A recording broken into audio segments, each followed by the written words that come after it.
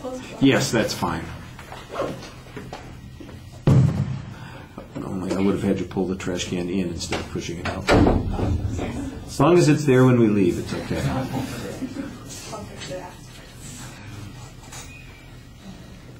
Okay, good evening, my fellow Cal Poly classmates and Professor Kirkham. My name's Lisa, and education is one of my top values and passions in life. I am currently a social science major with a double minor in English and Communications, and I plan on being an instructor in the future.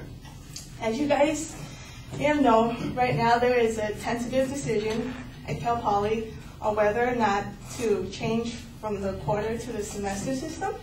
And today the main claim of my speech is going to be about the substantial benefits that the semester system has over the quarter system.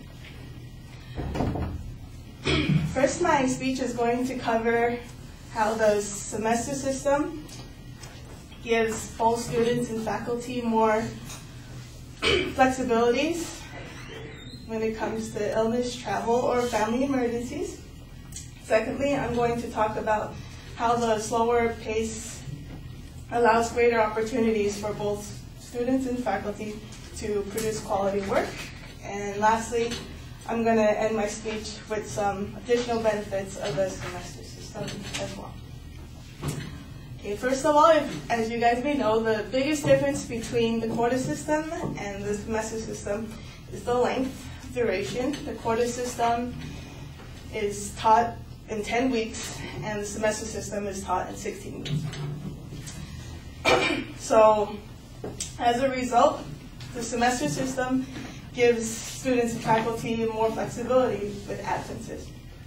For example, for me in the past, and probably some of you may relate to me with this, professors in the quarter system would only allow 2 absences before your grade gets penalized, and any more than 4 would get you failed, since because more than 4 absences would mean that you missed over 20% of the class.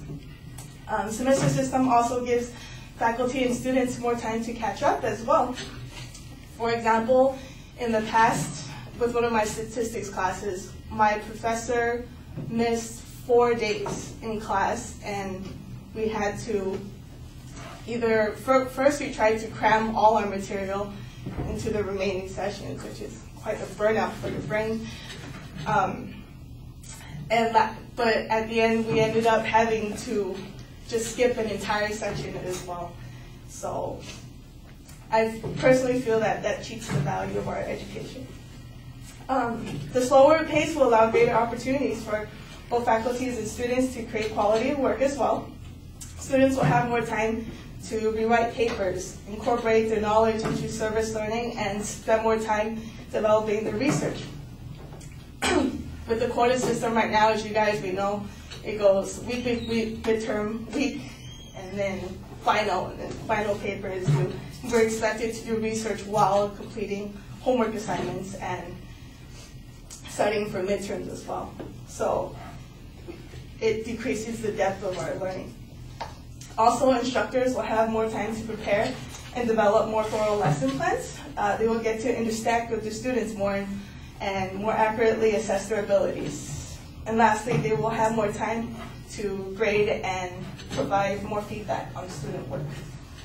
All right, a study in University of Georgia from 1998, when they converged from the quarter to the semester system, found that, quote, students under the semester system experienced certain advantages.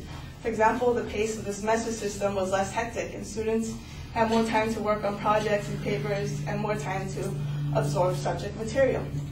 In addition, the Abraham Baldwin Agricultural College Student Handbook said in a section that the semester system improves the retention of students because faculty interactions with the same students over a longer period. It allows for a longer review period before finals, as well as enhances the utilization of physical facilities throughout the day, week, and year. Okay, and lastly, I'm going to cover some additional benefits the semester system has as well. First of all, it improves administrative efficiency. When Cal State LA proposed the conversion from the quarter system to semester system, they said that costs were saved in admissions, registration, and financial aid because disbursements would occur on an annual basis for semester system versus 4 times a year per year in the quarter system.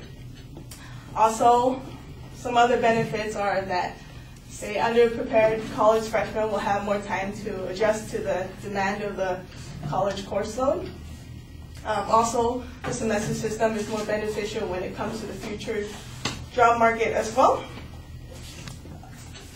The Cal State LA proposal also stated that conversion will provide graduating students with the first move advantage when entering the job market. Most large employers schedule recruitment of new hires according to the semester calendar. Currently, the Cal State LA graduates enter the post-graduation job market with much later than regional peers because of graduation dates. Lastly, later add-drop periods. The semester system will have later add-drop period dates, which gives students like us more time to select suitable courses and accustom ourselves to unfamiliar material, and study abroad and co-op programs where they switch from academic work to working with companies. Prefer to keep students for a longer period of time, which translates to greater value of education in their experience. So I hope with my presentation today I have showed you how the semester system benefits students, faculty, and the overall administration as well. Thank you very much.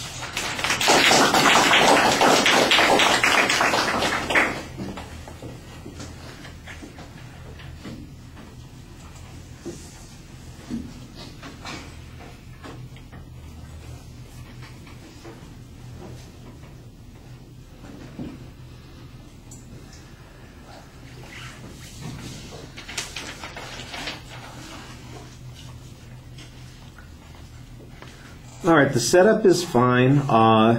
You present your claim and you lay out what the secondary claims are. They're relatively clear and labeled at the beginning, but the phrasing on them, they're all expository rather than declarative statements. You're going to tell us how something does this. You're going to tell us how something does this. You want to make them declarative claims.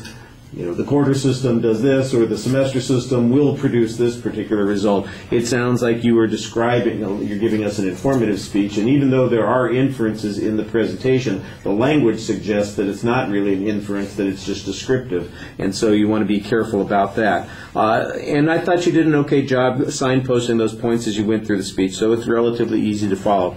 You're very dependent on personal examples in the first section, and then in the later section you've got some references to schools that have made the change. In particular, you mentioned Georgia, and then there was another school that you talked about. I think you need a little bit more data from that. Other data that you had from the CSU change, it seems like CSU LA's, this is their proposed change. So in essence, they're making the same claims that you're making, and now you're quoting their proposal as proof that this will in fact have that impact. I'm not sure that I don't think they've made that change yet, have they? And if they have, that's the data that we need to see. For instance, we should get some information about what the cost savings were, or whether or not people have a quicker entry into the job thing. Those sound like they are the assertions of people who are advocating a change, not really the results of the change that we've seen. So you want to be careful about how that information gets presented.